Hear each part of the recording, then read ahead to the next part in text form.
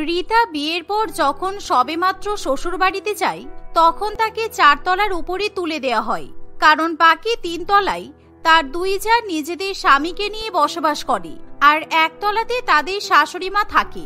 কিন্তু এরকম 4 তলা শ্বশুর বাড়ির শেষ তলাতে উঠতে গিয়ে রীতার খুবই কষ্ট হয়। আজকে থেকে তুমি 4 তলায় তোমার মতো সংসার করবে, কেমন? আর 1 তলা থেকে 3 তলা পর্যন্ত আমরা নিজেদের মতো গুছিয়ে নিয়েছি, ওখানে বাথরুম রান্নাঘর সবকিছু আছে, আর এবার 4 তলা তুমি তোমার মতো গুছিয়ে নাও। এই শুনে রীতা চুপচাপ 4 তলাতে উঠে পড়ে, কিন্তু তার ভীষণ পরিমাণে গরম লাগে, কারণ 4 তলার ঘরের উপর শুধুমাত্র ছাদ আছে, আর সেই ছাদ থেকে রোদের গরম 4 তলাতে নেমে আসে। ঠিক আছে, আমি প্রথমে বাথরুমে গিয়ে ভালো করে ফ্রেশ হয়ে আসি, কারণ অনেকক্ষণ ধরে বিয়ের এরকম ভারী বেনারসি শাড়ি পরে আছি তো, তাই আমার খুব কষ্ট হচ্ছে। এই বলে রীতা 4 তলাতে বাথরুম খুঁজতে শুরু করে, কিন্তু দুঃখের বিষয় 4 তলাতে বাথরুম রান্নাঘর কিছুই থাকে না, আর যা দেখে রীতা খুবই ভয় পেয়ে যায়। তখনই সে তার জায়েদের থেকে জানতে পারে বাথরুমে যাওয়ার জন্য এবং রান্নাঘরে যাওয়ার জন্য তাকে 1 তলাতে নামতে হবে, কারণ 1 তলাতে সকলের জন্য কমন বাথরুম এবং রান্নাঘর করা আছে। কি, আমি প্রত্যেকদিন এরকম 4 তলা থেকে 1 তলায় নামবো বাথরুম করার জন্য? আমার পক্ষে এত কষ্ট করা সম্ভব নয়, তার থেকে বরং আমি শাশুড়ি মায়ের সঙ্গে 1 তলাতেই থাকবো। না, তুমি 1 তলাতে থাকতে পারবে না, কারণ 1 তলাতে একটাই ঘর আছে, এই কারণেই তোমাকে 4 তলাতে থাকতে হবে। আর আমরা আমাদের 2 তলা আর 3 তলার বাথরুম তোমাকে ব্যবহার করতে দিতাম, কিন্তু কি লাভ বলো? প্রত্যেকদিন তুমি যদি আমাদের বাথরুম ব্যবহার করো তাহলে তোমার অভ্যাস খারাপ হয়ে যাবে, তাই তুমি 1 তলাতেই নেমে যাবে। এই কথা বলে রীতার 2 জা সেখান থেকে চলে যায়, আর এমন সময় রীতাকে 1 তলাতে নেমেই বাথরুম ব্যবহার করতে হয়। আর পরের দিন সকালবেলা রীতা আবার 1 তলাতে নেমে যায়, কারণ এখন তাকে সবার জন্য রান্না বান্না করতে হবে। বৌমা, আজকে তুমি সবার জন্য গরম গরম বিরিয়ানি রান্না করো, আমার 2 বৌমা আজকে তোমার হাতের বিরিয়ানি খেতে চেয়েছে। এই শুনে রীতা সবার জন্য বিরিয়ানি রান্না করতে চলে যায়। রীতা, আমার আর শ্রীলেখার খাবার কিন্তু আমাদের ঘরে দিয়ে যেও, আমরা আর নিচে নামবো না, কেমন? 2 বৌমা এই বলে সেখান থেকে চলে গেলে রীতা রান্না করার পর তার 2 জায়ের খাবার উপরে দিয়ে আসে, আর আবার সে নিচে নেমে এসে শাশুড়ি মায়ের সঙ্গে খাবার খেতে বসে। আর এভাবেই খাওয়া দাওয়া হয়ে গেলে রীতা আবার 4 তলাতে উঠে পড়ে, কিন্তু দুপুর বেলাতে রোদের গরমে রীতার খুবই কষ্ট হয়। তমাল, 4 তলায় এই গরমে আমি আর থাকতে পারছি না, তারপর রান্না বান্না করার জন্য 1 তলায় নিচে নামতে হচ্ছে, আর তোমার বাকি 2 বৌদি কোনো কাজ করছে না, আবার বাথরুম পেলেও আমাকে কিন্তু নিচে যেতে হবে। এতবার উপর নিচ করা যায় বলো? তার থেকে তুমি 4 তলায় আমাকে একটা বাথরুম আর আলাদা রান্নাঘর তৈরি করে দাও। আসলে আমি আমার বাকি 2 দাদার মতো সেরকম বড় লোক নই, তাই আমি তোমার সব কথা রাখতে পারবো না রীতা। আর মা যখন এই বাড়ি ভাগাভাগি করছিল তখন ইচ্ছা করে আমার 2 দাদা চালাকি করে 2 তলা 3 তলা নিয়ে নিয়েছে, আর আমার জন্য 4 তলা ফেলে রেখে দিয়েছিল। কিন্তু আমি কি করব বলো? আর আমি এখন গরমে মরে যাচ্ছি, অন্তত তুমি আমাকে একটা এসি কিনে দাও। ঠিক আছে রীতা, আমি পরের মাসে চেষ্টা করব। তমাল এই কথা বললে রীতা আরো বেশি রেগে যায়। এভাবেই দেখতে দেখতে কিছুদিন কাটে, আর প্রত্যেকদিন রীতাকে 4 তলায় অনেক কষ্ট করে থাকতে হয়।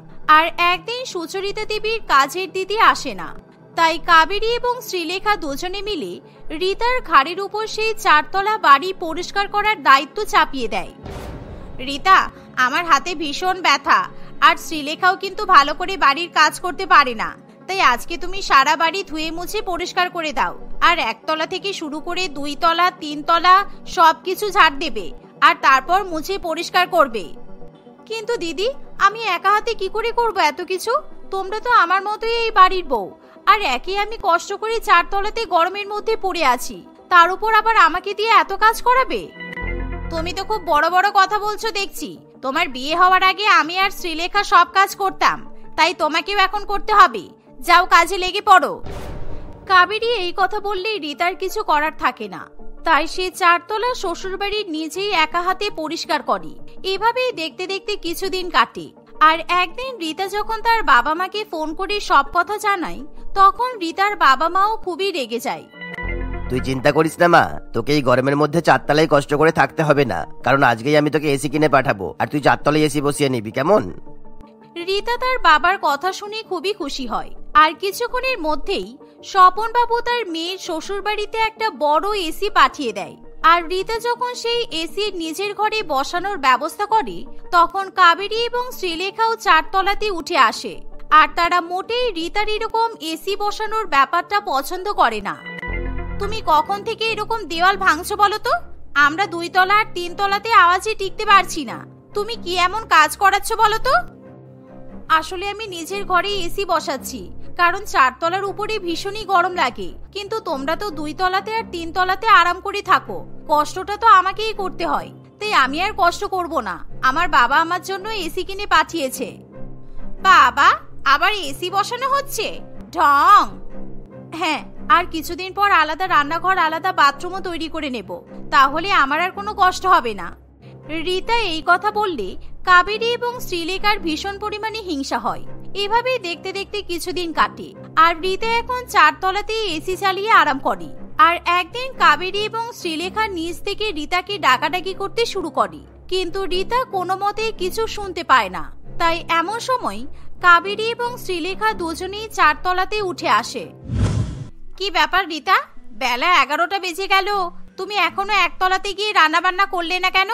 আর আমরা কখন থেকে তোমাকে ডাকছি, তোমার কানে কি আওয়াজ যাচ্ছে না? আজকে আমার শরীরটা ভালো নেই দিদি, তাই আমি নিচে গিয়ে আর কষ্ট করে রান্না বান্না করতে পারবো না। আর এমনিতেও আমি কাদের জন্য রান্না করব বলো?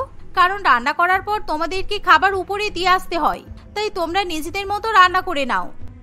এ আবার কেমন কথা? আমি আর শ্রীলেখা এখন সবার জন্য রান্না করব? আমরা তোমার জন্য রান্না বান্না করতে পারবো না, তাহলে আমরা আমাদের মতো আলাদা রান্নাঘরে রান্না করে নিচ্ছি। হ্যাঁ, আমার কোনো অসুবিধা নেই, কারণ আমি তমালকে বলেছি আমার জন্য বাইরে থেকে খাবার নিয়ে আসতে।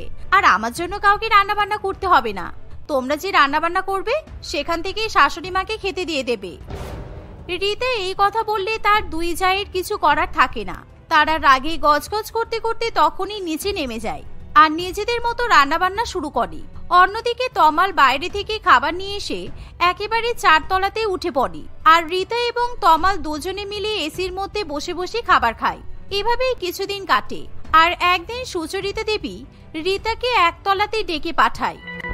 হ্যাঁ মা, বলুন, আপনি আমাকে ডেকেছিলেন? হ্যাঁ, আসলে কাবেরী আর আমার বড় ছেলে আজকে নিচে আমার সঙ্গে কথা বলতে এসেছিল। ওরা চাইছে আমি এখন তোমার সঙ্গে 4 তলাতে গিয়ে থাকি, কারণ ওরা এই 1 তলা আমার কাছ থেকে কিনে নিতে চাইছে। তাই আমি তোমাকে বিষয়টা জানালাম। রীতা এমন কথা শুনে ভীষণই রেগে যায়। এটা কি ঠিক বলুন তো মা? আপনি আপনার জায়গা আপনার বড় ছেলে বড় বৌমাকে কেন বিক্রি করবেন? আপনাকে আপনার 3 ছেলে দেখাশোনা করে, সুতরাং আপনি 3 জনের কাছেই সমানভাবে থাকবেন। ঠিক এমন সময় সেখানে কাবেরী চলে আসে আর সে তখনই রীতার সঙ্গে ভীষণই ঝগড়া শুরু করে। আরে বাবা, 2 তলার ঘর ভীষণ পুরানো হয়ে গেছে আর দেওয়াল থেকে চুন খসে পড়ছে। সেই কারণে আমি মায়ের কাছ থেকে মায়ের 1 তলা কিনে নেব। আর মাকে বলেছি তোমার কাছে থাকতে, কারণ আমি আর শ্রীলেখা মাকে এখন রাখতে পারবো না। আমরা এতদিন মায়ের দেখাশোনা করেছি, তাই এবার তুমি আর তমাল মায়ের দেখাশোনা করবে। এতদিন ভাবতাম তোমাদের আর সেরকম কোনো ক্ষমতা নেই, কিন্তু না, দেখছি তোমরা তো বেশ নিজেদের মতো বাইরে থেকে খাবার নিয়ে এসে খাচ্ছ, ঘরে এসি বসাচ্ছ, আর মায়ের দেখাশোনা করতে সমস্যা। এভাবেই বাড়ির 3 বউয়ের মধ্যে ভীষণ পরিমাণে ঝামেলার সৃষ্টি হয়। আর সুচরিতা দেবী মোটেই বিষয়টা পছন্দ করতে পারে না। দেখতে দেখতে আরো কিছুদিন কাটে আর এরকম 3 বউয়ের মধ্যে 4 তলা শ্বশুরবাড়ি নিয়ে ঝগড়া কিছুতেই বন্ধ হয় না। দিনের পর দিন সেই ঝগড়া বাড়তে থাকে। আর এরই মধ্যে রীতা 4 তলায় নিজের মতো আলাদা বাথরুম এবং রান্নাঘরের কাজ শুরু করে দেয়। আর যা দেখে 2 বৌমা আরো বেশি রেগে যায়। তুমি 4 তলাতে বাথরুম আর রান্নাঘর তৈরি করছো, আর সেখান থেকে ধুলোবালি উড়ে কিন্তু নিচে আসছে। আমাদের 2 তলা আর 3 তলা ভীষণ নোংরা হয়ে গেছে, আমরা কিন্তু এগুলো সহ্য করব না বলে দিলাম। এই তো কিছুদিন আগেই তোমরা নিজেদের 2 তলায় আর 3 তলায় ফার্নিচার চেঞ্জ করালে, আর তখন ভীষণ বিকট শব্দ হয়েছে। আমি তো সবই সহ্য করতে পেরেছি, তাহলে তোমাদেরকেও সহ্য করতে হবে। বললেই হলো নাকি আমরা কোনো কিছু সহ্য করতে পারবো না? কারণ কিছুদিন আগে মায়ের কাছ থেকে আমি 1 তলা কিনতে চেয়েছিলাম, তুমি সেটা কিনতে দাওনি, মাকে ভুলভাল বুঝিয়ে দিয়েছো। আর এখন তুমি নিজের মতো রান্না বান্না করে খাবে, বাথরুম ব্যবহার করবে, আর 2 তলাতে 3 তলাতে আমরা সাফার করব, সেটা তো হয় না। এতদিন তোমরা আমার সঙ্গে অনেক খারাপ ব্যবহার করেছো। আমার গরম লাগলেও তোমরা নিজেদের ঘরের এসি আমাকে ব্যবহার করতে দাওনি, এমনকি রাত্রিবেলা বাথরুম পেলেও আমাকে একতলাতে নেমে যেতে হয়েছে। তোমরা নিজেদের বাথরুমও আমাকে ব্যবহার করতে দাওনি, তাই এখন আমি যা পারবো সেটাই করব। এই শুনে কাবেরী এবং শ্রীলেখা দুজনেই রেগে যায়, কিন্তু রিতার তাতে কিছু যায় আসে না। আর ধীরে ধীরে রিতা 4 তলাতে সুন্দর করে বাথরুম এবং রান্নাঘর তৈরি করে নেয়, তাই তাকে এখন 4 তলা থেকে নিচে নামতে হয় না। আজকে আমি গরম গরম পাবদা মাছের ঝোল আর ভাত রান্না করেছি, যাই মাকে গিয়ে একটু মাছ দিয়ে আসি, কারণ আজকে আমার আমার 2 যা মাকে ভালো মন্দ কিছু খেতেই দেয় না। মা একতলাতে একা একা কি করছে কি জানি, নিজের মতো রান্না করে আর খায়, গিয়ে দেখি। এই বলে রিতা যখন মাছের ঝোল এবং ভাত নিয়ে একতলাতে নামতে যাবে, তখন সে 4 তলার সিঁড়িতে হঠাৎ করে পা পিছলে পড়ে যায়, আর সে গড়াতে গড়াতে একেবারে একতলাতে গিয়ে পড়ে, যার ফলে তার মাথায় ভীষণ পরিমাণে চোট লাগে। ওরে বাবারে, কেউ আমাকে বাঁচাও, কেউ বাঁচাও আমাকে। এভাবে রিতা ভীষণ পরিমাণে চিৎকার শুরু করলে তার শাশুড়ি মা সেখানে ছুটে আসে, আর রিতার এরকম ভয়াবহ অবস্থা দেখে খুবই ভয় পেয়ে যায়। তাই তখনই সবাই মিলে রিতাকে নার্সিং হোমে ভর্তি করে, আর ডাক্তারবাবু রিতার চিকিৎসা করে তার মাথায় ব্যান্ডেজ করে দেয়। আর এমন সময় রিতা খুব ভালো মতোই বুঝতে পারে যে তার এরকম অবস্থার জন্য শুধুমাত্র তার 2 যা দায়ী। আমার ভালো করে মনে আছে, আমি যখন 4 তলা থেকে একতলাতে পড়ে যাই, তখন প্রত্যেকটা সিঁড়িতে সর্ষের তেল ফেলা ছিল, আর ওই তেলেই পা পিছলে আমি পড়ে গেছি। আর এই কাজ তোমরা 2 জন ছাড়া আর অন্য কেউ করতে পারে না। একদম বাজে কথা বলবে না। তোমাকে কে বলেছে সিঁড়িতে সর্ষের তেল ফেলা ছিল? দিদি, তুমি সর্ষের তেল ফেলে দিয়েছিলে বলনি তো? আমি ভাবলাম তুমি হয়তো গিয়ে সার্ফের জল ফেলে দিয়েছো, আর তুমি আমাকে পুরো মিথ্যা কথা বলে দিলে। এইভাবে শ্রীলেখা ভুলবশত সবার সামনে সত্যি কথা বলে ফেলে, কারণ সে কোনো রকম সত্যি কথা পেটে রাখতে পারে না। আসলে কাবেরী সিঁড়ির মধ্যে সার্ফের জল ফেলে রাখে, যাতে রিতা পা পিছলে পড়ে যায়। আর যখন শ্রীলেখা সবার সামনে নিজে মুখে সত্যি কথা স্বীকার করে, তখন সবাই মিলে কাবেরী এবং শ্রীলেখাকে ভীষণ পরিমাণে বকাবকি করে। তাই তারা নিজেদের ভুলের জন্য রিতার কাছে ক্ষমা চেয়ে নেয়। আর পরবর্তীকালে 3 বৌমার এরকম ঝামেলার হাত থেকে মুক্তি পাওয়ার জন্য সুচরিতা দেবী তার 4 তলা বাড়ি বিক্রি করে একটা বড় ফ্ল্যাট কিনে নেয়, আর সেখানে এক একটা ঘরে এক একজন বৌমা বসবাস করতে শুরু করে। মেঘনা জন্ম থেকেই কলকাতা নিবাসী। সে কলকাতাকে এতই ভালোবাসে যে সে কলকাতার বাইরে ঘুরতে যেতেও পছন্দ করে না। কলকাতা ছাড়া মেঘনা আরো একজনকে ভালোবাসে, সেটা হলো রজত। মেঘনা এবং রজত দুজনকে খুবই পছন্দ করে। তাদের দুজনের বাড়ি থেকে তাদের বিয়েও ঠিক হয়েছে, কিন্তু এত ভালোবাসা থাকা সত্ত্বেও মেঘনা হঠাৎই রজতকে বিয়ে করতে মানা করে দেয়। এই ঘটনায় রজত, তার বাড়ির লোক এবং মেঘনার বাড়ির লোক সকলেই ভীষণ পরিমাণে অবাক হয়। একদিন মেঘনার সঙ্গে কথা বলবে বলে রজত বাইরে মেঘনার সঙ্গে দেখা করে। কেন এরকম ছেলে মানুষের মতো জেদ করছো বলো তো? তুমি কি আসলেই আমাকে বিয়ে করতে চাও, নাকি সবটাই তোমার অভিনয়? এক ভালোবাসাকে কাছে পেতে গিয়ে অন্য ভালোবাসাকে হারিয়ে ফেলার দুঃখটা আমি কিছুতেই মানতে পারছি না রজত। এসব তুমি কি বলছো? এক ভালোবাসা আর এক ভালোবাসা মানে? তোমার সমস্ত কথা তো আমার মাথার উপর দিয়ে যাচ্ছে। আমার সমস্ত কথা তোমার মাথার উপর দিয়ে যায় বলেই তো আমার কোনো স্বপ্ন পূরণ করার কোনো ইচ্ছাই তোমার থাকে না। তুমি হয়তো ভুলেই গেছো যে আমি কলকাতার বাইরে থাকতে পছন্দ করি না, আর আমাদের বিয়ের পর যে তুমি শুধু কলকাতা নয়, এই রাজ্য ছেড়ে অন্য রাজ্যেও চলে যাবে, তাও আবার আমাকে নিয়ে, সেটাও হয়তো তুমি ভুলে গেছো। আমার চাকরির জন্য যদি আমাকে বাইরে যেতে হয়, আমি তাহলে কি করব মেঘনা? এত ভালো টাকার চাকরিটা আমি ছেড়ে দেবো? তুমি আমার জন্য নিজের সামান্য চাকরি ছাড়তে পারবে না? আজ ছোটবেলা থেকে যেই কলকাতা আর কলকাতার বিরিয়ানিকে আমি ভালোবেসে এলাম, তুমি চাও তোমাকে বিয়ে করে আমি তাদের ছেড়ে দিই? শুধু এই ব্যাপার? তুমি কি ভাবছো কলকাতার বিরিয়ানি শুধু কলকাতাতেই পাওয়া যায়? এখন তো দেশ বিদেশ সব জায়গাতেই কলকাতার বিরিয়ানি পাওয়া যায়, আর এটা তো মাত্র পাশের রাজ্য। তুমি সত্যি বলছো? আমরা যেখানেই থাকবো সেখানে একদম অবিকল কলকাতার বিরিয়ানির মতো টেস্টি বিরিয়ানি পাওয়া যাবে? হ্যাঁ রে বাবা, পাওয়া যাবে। তুমি তো কখনো অন্য রাজ্যে ঘুরতে যাওনি, তাই তো তুমি জানো না। তুমি চিন্তা করো না, আমি তোমাকে কলকাতার বিরিয়ানি থেকে বঞ্চিত করব না, ঠিক আছে? রজতের কথা শুনে মেঘনা প্রচন্ড খুশি হয়। সে রজতকে বিয়ে করতেও রাজি হয়। হঠাৎই তার মধ্যে এমন পরিবর্তন দেখে তার বাড়ির লোকও বেশ খুশি হয়। কিছুদিনের মধ্যে রজত এবং মেঘনার শুভ বিবাহ সম্পন্ন হয়। বিয়ের পরে প্রায় 1-1.5 মাস কলকাতায় থাকার পর রজত এবং মেঘনা রজতের অফিসের কাজের সূত্রে অন্য রাজ্যে চলে যায়। সেখানে মেঘনা বেশ ভালোভাবে মানিয়ে নিতে শুরু করে। কিন্তু তাদের বাড়ির চারিদিকে কোথাও কলকাতার বিরিয়ানি না পেয়ে তার মন বড্ড খারাপ হয়ে যায়। আমি আর এখানে থাকতে পারছি না। এতদিন ধরে প্রত্যেক দিন বাজার যাওয়া আসার পথেও কোথাও একটাও কলকাতার বিরিয়ানির দোকান দেখতে পেলাম না। আর তুমি বলেছিলে নাকি পৃথিবীর সব কোনায় এখন কলকাতার বিরিয়ানি পাওয়া যায়। আমাদের বাড়ির আশেপাশে পাওয়া যায় না বলে সারা পৃথিবীর কোথাও পাওয়া যাবে না তার কি কোনো গ্যারান্টি আছে? দেখো অনেক জায়গায় পাওয়া যায়। আমি তোমাকে নিয়ে যাবো বলেছি তো। অফিস যাওয়ার আগে শুধু শুধু এইভাবে বিরক্ত করো না।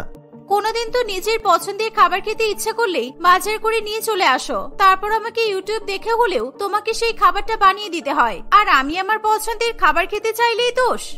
দোষ কেন হতে যাবে? আমি চাইলেই তো এখন বাড়ির সামনে আলাদিনের আশ্চর্য প্রদীপ ঘষে একটা কলকাতার বিরিয়ানি দোকান বের করতে পারবো না। আমাকে তো আরেকটু খোঁজ খবর নিতে হবে। একটু ধৈর্য ধরে বসো না, আর খুব বেশি ইচ্ছে করলে নিজে বানিয়ে নাও না প্লিজ। চেষ্টা করেছিলাম, কিন্তু আমাদের কলকাতায় যেরকম বিরিয়ানি পাওয়া যায় সেরকম স্বাদের আমি বানাতে পারিনি।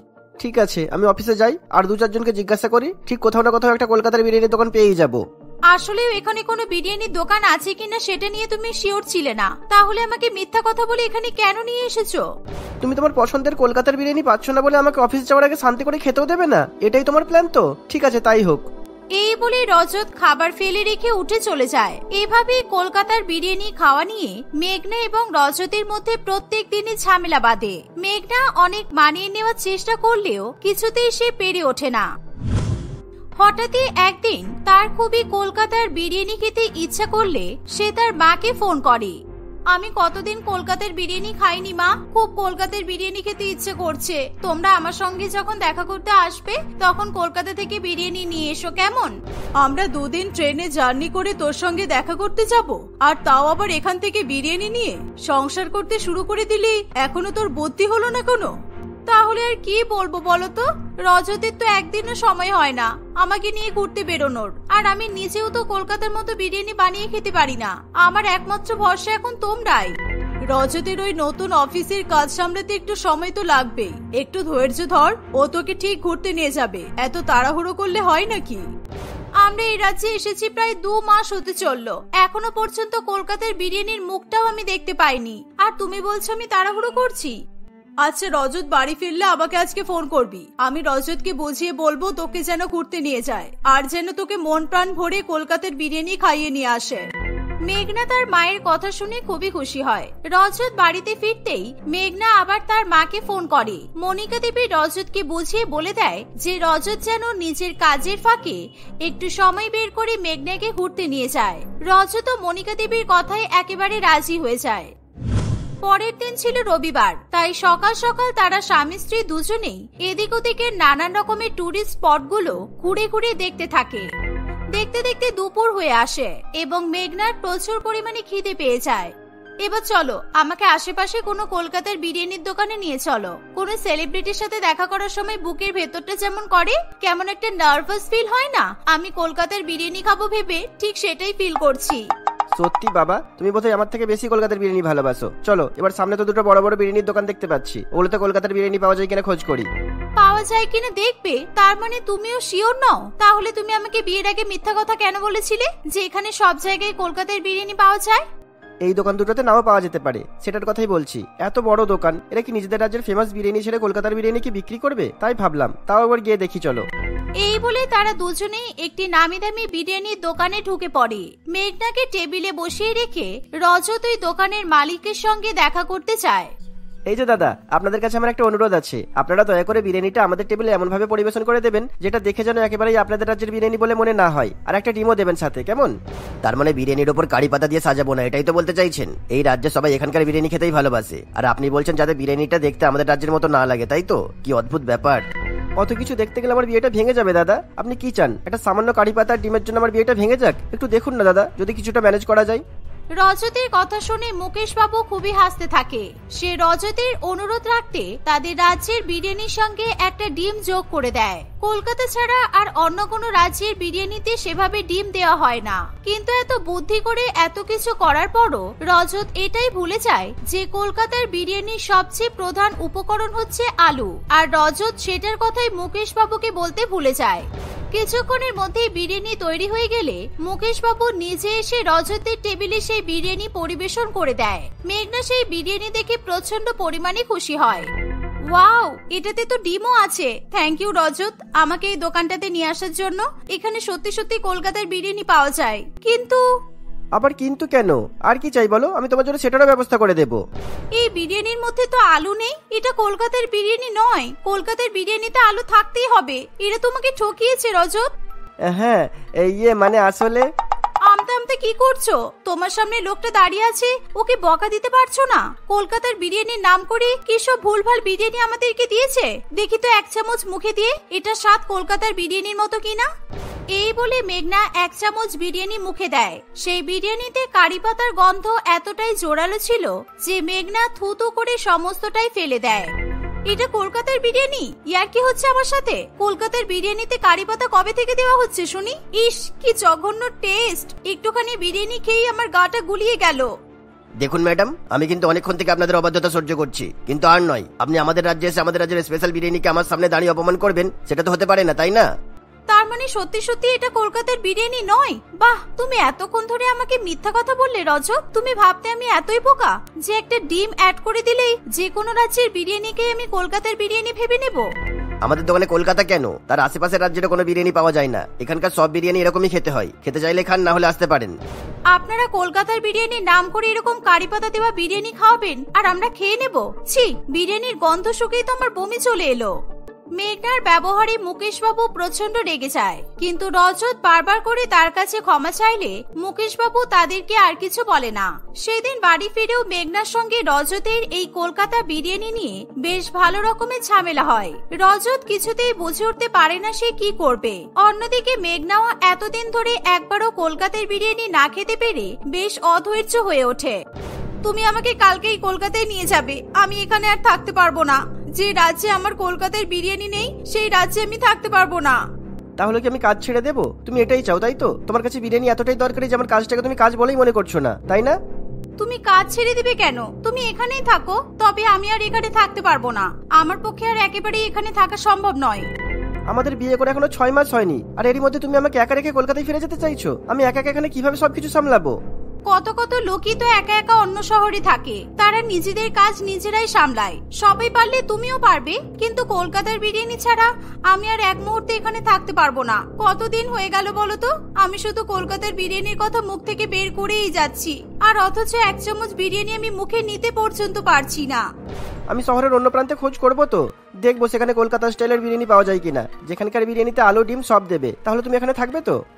না, আমি এখানে থাকতে চাই না। তোমার যদি আমার সঙ্গে থাকতে এত ইচ্ছা করে তাহলে তুমি আমার সঙ্গে কলকাতায় চলো। যেখানে আমার কলকাতার বিরিয়ানি নেই সেখানে আমি কোনো মতেই থাকবো না। মেঘনা রজতের কোনো কথাতেই কিছুতেই রাজি হয় না। রজত মেঘনাকে সেখানে থাকার জন্য যত জোর করে, মেঘনার কলকাতায় যাওয়ার জেদ ততই বেড়ে যায়। এভাবেই 2-1 দিন কাটে। মেঘনা প্রচন্ড বিরক্ত হয়ে বাড়ি থেকে বেরিয়ে যাবে এমন সময় তাদের বাড়িতে কলিং বেল বেজে ওঠে। মেঘনা এবং রজত সেখানে ছুটে আসে। দরজা খুলতেই মেঘনা এবং রজত একেবারে অবাক হয়ে যায়। তাদের দুজনের বাবা মায়েরাই সেখানে ছিল। তোমরা এখানে আসবে একবারও বললে না তো? আমি তো সত্যি অবাক হলাম। এতদিন পর তোমাদেরকে নিজের চোখের সামনে দেখতে পারছি। আর ব্যাগে করে কি এনেছো বলো তো? এত সুন্দর গন্ধ বেরোচ্ছে। কলকাতার বিরিয়ানি নিয়ে এসেছি। আমি জানতাম তো কলকাতার বিরিয়ানি না পেয়ে আমার মেয়ের মাথাটাই তো খারাপ হয়ে যাবে। সত্যি? কিন্তু তোমরা যে 2 দিন ধরে ট্রেনে জার্নি করলে, তোমাদের এই বিরিয়ানি নষ্ট হয়ে যায়নি? এটা তো আমি আর খেতে পারবো বলে মনে হচ্ছে না। নষ্ট হয়ে গেলে তুই সুন্দর গন্ধটা পেতিস? আমরা এখানে কালকেই এসে গিয়েছিলাম। এখানে এসে আমরা যে হোটেলটাতে থেকেছি সেখানে রান্নার ব্যবস্থা ছিল। আমি আর তোর শাশুড়ি মা দুজনে মিলে সকাল থেকে তোদের জন্য মন আর প্রাণ ভরে কলকাতার বিরিয়ানি রান্না করেছি।